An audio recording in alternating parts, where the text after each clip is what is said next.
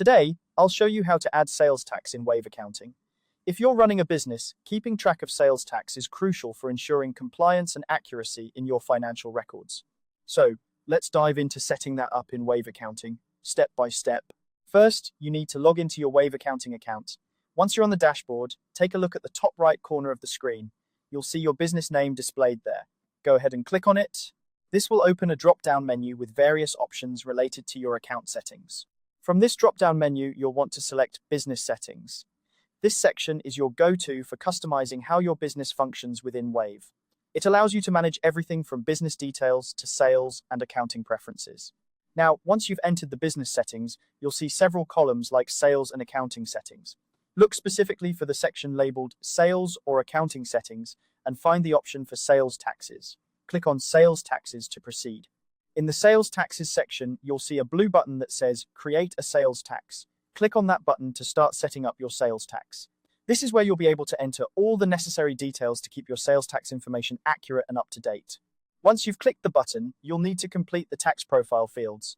This is a crucial step, as these fields will contain all the information needed to apply the correct sales tax to your transactions.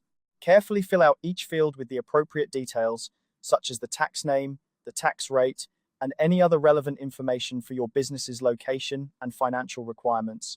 After you've filled in all the necessary information, take a moment to review everything for accuracy. Ensuring that all the details are correct is important for maintaining reliable records and avoiding any potential issues with tax reporting later on.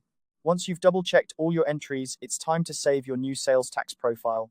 Look for the Save option and click on it to finalize the process. By doing this, you've successfully added a sales tax to your Wave accounting account. And there you have it. Adding sales tax in Wave accounting is a straightforward process, but it's important to make sure that all the information you input is correct to keep your accounting accurate. This will help you stay organized and compliant with tax regulations, making your overall financial management much smoother.